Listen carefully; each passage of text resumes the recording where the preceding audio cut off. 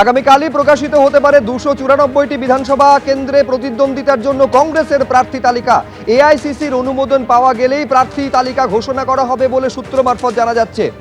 সুদীপ্ত আচার্য আমাদের প্রতিনিধি আরো বিস্তারিত এই নিয়ে বলতে পারবেন। কি খবর পাচ্ছ সুদীপ্ত? সম্ভাব্য তালিকায় কার কার নাম রয়েছে? একদমই, যেটা কংগ্রেস সূত্রে জানা যাচ্ছে, নবীন এবং প্রবীণ কংগ্রেস নেতাদের নিয়ে এই প্রার্থী তালিকা প্রকাশিত হবে এবং আজকে বিকেলের পর অথবা আগামীকালের মধ্যে কিন্তু প্রথম দফায় প্রার্থী তালিকা ঘোষণা করা হবে।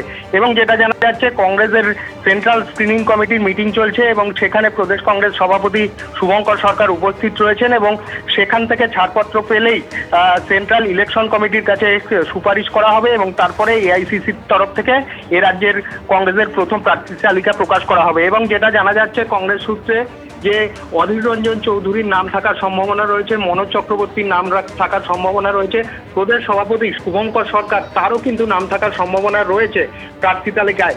এর পাশাপাশি মালদা থেকে মৌসুম বেনজির নূর, যিনি কয়েকদিন আগে রাজ্যসভার সাংসদ পদ ছেড়ে তৃণমূল কংগ্রেস ছেড়ে কংগ্রেসে জয়েন করেছেন, কংগ্রেসে যোগ দিয়েছেন, তার থাকার সম্ভাবনা রয়েছে। এবং এখনকার প্রজন্মের কংগ্রেস কর্মী বা নেতাদের মধ্যে আশুতোষ চট্টোপাধ্যায়, সোমেন মিত্রর পুত্র, প্রাক্তন প্রদেশ সভাপতি সোমেন মিত্রর পুত্র রোহন মিত্র, সন্তোষ পাঠক, অর্ঘগণ, প্রসেনজিৎ বসু প্রমুখের নাম থাকার সম্ভাবনা রয়েছে। এমনকি প্রবীণ নেতাদের নেতৃত্বের মধ্যে আব্দুল মান্নান এবং যেটা বললাম প্রদেশ কংগ্রেস সভাপতি শুভঙ্কর সরকার, তার নামও থাকার সম্ভাবনা রয়েছে।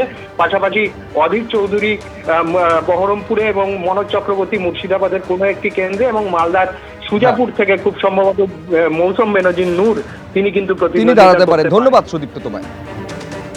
যে প্রশ্ন উঠছে ইতিমধ্যে অভিষেক মনু সিংভি কংগ্রেস নেতা, তার একটি মন্তব্যে যে ভোটের প্রচার শুরু হতেই কি কার্যত হার মানলেন কংগ্রেস নেতা অভিষেক মনু সিংভি? প্রশ্ন উঠছে কারণ তিনি বলছেন পশ্চিমবঙ্গে দারুণ কিছু করার ব্যাপারে আমরা পিছিয়ে রয়েছি।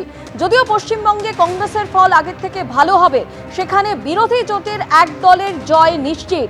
পাশাপাশি নাম না করে আসন্ন বিধানসভা ভোটে ইন্ডি জোটের তৃণমূল কংগ্রেস ভোটে জিতবে বলে দাবি করেছেন কংগ্রেস নেতা অভিষেক মনু সিংভি। अब आते हैं अपन बंगाल में।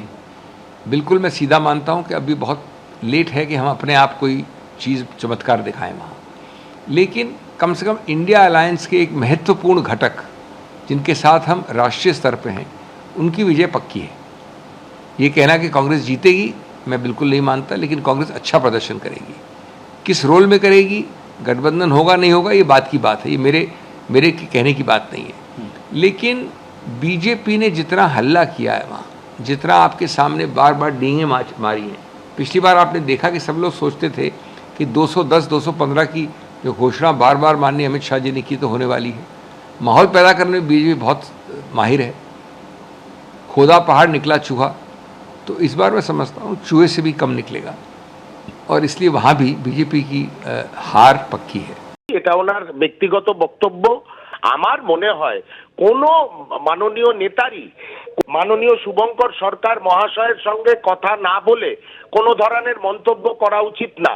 ইকুয়ালি ভারতীয় জনতা পার্টি এবং দুর্বিনীত তৃণমূল কংগ্রেসের বিরুদ্ধে লড়াইয়ে নেমেছি এবং 294টি আসনেই জাতীয় কংগ্রেস তাদের প্রার্থী তালিকা ঘোষণা করতে চলেছে এবং শুভঙ্কর সরকার মহাশয়ের নেতৃত্বে আমরা তৃণমূল কংগ্রেসের বিরুদ্ধেও একদম কাঁটে সে কাঁটে টক্কর লেকে हम लोग लड़ेंगे। কেউ যদি কোনো দায়িত্ব জ্ঞানহীন মন্তব্য করে বাংলার কংগ্রেস তার দায়িত্ব নেবে না। তারা সবাই জানেন, গোটা ভারতবর্ষ জানে, বিজেপিকে লড়ার জন্য তৃণমূল কংগ্রেস মমতা বন্দ্যোপাধ্যায়ের নেতৃত্বে, অভিষেক বন্দ্যোপাধ্যায়ের সেনাপতিত্বে একাই প্রস্তুত, একাই কাফি, এবং সেটা প্রমাণিত সত্য। ফলে আবার বিজেপিকে এখানে যে আমরা পরাজিত করতে চলেছি, তো সেটা কংগ্রেস নেতারা কেন, সারা বাংলার মানুষ, সারা ভারতবর্ষের মানুষ জানেন। আর কংগ্রেসের যেখানে দায়িত্ব ছিল বিজেপিকে রোখা, মহারাষ্ট্র, দিল্লি, হরিয়ানা, বিহার, সেখানে কংগ্রেস ফেল করেছে। আর এখানে বাংলায় মমতাদির নেতৃত্বে তৃণমূল কংগ্রেস বিজেপিকে রুখে দিচ্ছে। ইতিমধ্যেই তৃণমূল প্রার্থী ঘোষণা করেছে কুণাল ঘোষ, বেলেঘাটা থেকে তাকে প্রার্থী করেছে এবার তৃণমূল কংগ্রেস। তিনি ইতিমধ্যেই প্রচার শুরু করেছেন। সরাসরি আমরা সেই প্রচারের দিকে নজর রাখবো। আবির দত্ত রয়েছেন সেখানে। আবির, দেখো সরাসরি আমরা দেখাচ্ছি কুণাল ঘোষ তিনি এসেছেন এবং তার কর্মী সমর্থকেরা তাকে মালা পরিয়ে তিনি দেওয়াল লিখন দিয়ে প্রচার শুরু করে দিলেন। কুণালদা, এবার আমরা দেখছি যে আপনার বেলেঘাটা থেকে লড়াই, সেখানে আপনি প্রতিদ্বন্দ্বিতা করবেন। পরেশ পাল এখানে দীর্ঘদিনের বিধায়ক। পরেশদা আমার দাদা, পরেশদার আশীর্বাদে আমি লড়ছি। মমতা বন্দ্যোপাধ্যায় মাথার উপর, অভিষেক বন্দ্যোপাধ্যায় মাথার উপর, এখানে পরেশদা তিনি আমাকে আশীর্বাদ করছেন। কালকে আমি তাকে প্রণাম করে আমি প্রচার শুরু করেছি এবং পরেশ পাল একেবারে পুরো দস্তুর আমার সঙ্গে প্রচারেও নামবেন। এছাড়া 8টা ওয়ার্ড আছে, জীবন সাহার মতো সিনিয়ররা আছেন, 8 জন কাউন্সিলর আছে, তার বাইরে অলোক দাস বা স্বপন সমাদ্দার সিনিয়র নেতারা আছেন, সমাজের বিশিষ্ট ব্যক্তিরা আছেন, আমাকে তারাই গাইড করবেন। আর এটা আমার হোম কনস্টিটিউয়েন্সি। সবচেয়ে বড় কথা, এখানে এবার তৃণমূলে কে প্রার্থী নয় এটা বড় কথা নয়। নেত্রী একজন মমতা ব্যানার্জি, আমাদের কেউ প্রার্থী হয়তো নয়, কিন্তু সবাই কর্মী এবং সৈনিক, এবং আমাদের কর্তব্য মমতা বন্দ্যোপাধ্যায়কে চতুর্থবার মা মাটি মানুষের সরকারের মুখ্যমন্ত্রী হিসেবে 250-র বেশি সিট নিয়ে নবান্নে পৌঁছে দেওয়ার লড়াইটা আমাদের গোটা বাংলায় সব করবে। এই 250 বললেন, সেখান থেকেই বলছি প্রায় 2,50,000 ভোটার রয়েছে এই বেলেঘাটা কেন্দ্রে। এসআইআর এর প্রভাব এখানেও রয়েছে, এটা কতটা বড় ফ্যাক্টর হতে পারে বা তাৎপর্য? এসআইআরটা একটা বিরাট চক্রান্ত। জেনুইন ভোটারদেরকে যেভাবে ডিলিট করা, হ্যারাস করা বিজেপি করেছে, তারা একটা কনস্পিরেসি করেছে। তারা তো বাংলায় নিয়ম মেনে লড়ে না, বাংলা টাকা বন্ধ করে, বাঙালিকে বাংলা বললে অন্য রাজ্যে মেরে ফেলে, বাংলা বললে বাংলাদেশে পাঠিয়ে দেয়। এবার এসআইআর দিয়ে হিন্দু মুসলমান সবাইকে, বাঙালি অবাঙালি সবাইকে হ্যারাস করছে।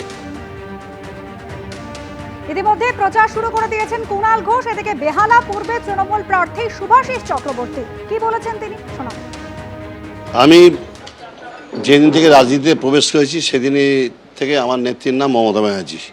মমতা ব্যানার্জির কথা হচ্ছে রাজনীতির মাধ্যমে মানুষের সেবা করা। আর মানুষ যখন বিপদে পড়বে তখন জাত ধর্ম বর্ণ দেখবি না, তার পাশে প্রয়োজনে সাহায্যের হাত বাড়িয়ে দিবি।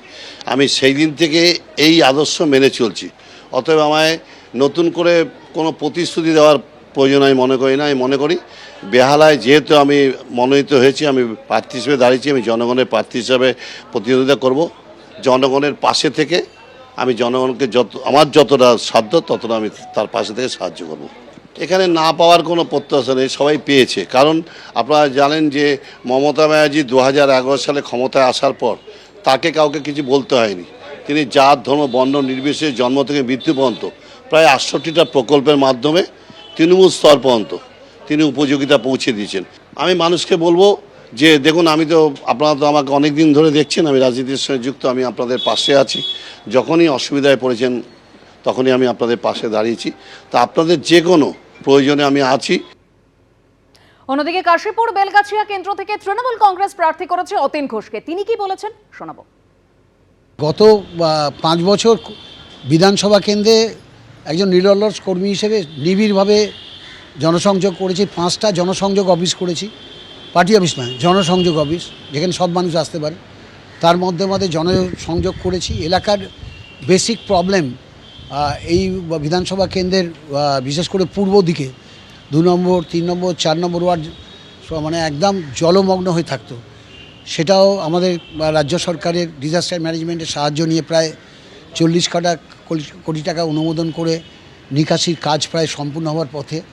2 নম্বর বেলগাছিয়ার সংখ্যালঘু যে অঞ্চল আছে, খুব কষ্টের মধ্যে থাকে প্রায় 70,000 মানুষ। ওদের দীর্ঘদিনের দাবি ছিল স্বাস্থ্যকেন্দ্র আর কমিউনিটি হল। 2টো কমিউনিটি হলের কাজ চলছে। স্বাস্থ্যকেন্দ্র 2টো স্বাস্থ্যকেন্দ্র তৈরি করে দিয়েছে। এছাড়া বিধানসভা কেন্দ্রের আবাস প্রকল্প থেকে শুরু করে কলকাতা পুরসভার প্রকল্প থেকে বহু অর্থ ব্যয়ে প্রত্যেকটি অঞ্চলকে তার উন্নয়নের কাজ হয়েছে। কলকাতা পুরসভা, রাজ্য সরকারের আবাস, আমার পাড়া আমার সমাধান প্রকল্প থেকে শুরু করে এইগুলো সবাইকে নিয়ে, অঞ্চলের কর্মীদের, কাউন্সিলরদের সবাইকে নিয়ে এই কাজগুলো করতে পেরেছি। মানুষের সাথে নিবিড় জনসংযোগ হয়েছি, কর্মীদের পাশে থেকেছি। এবিপি আনন্দ, এগিয়ে থাকে, এগিয়ে রাখি।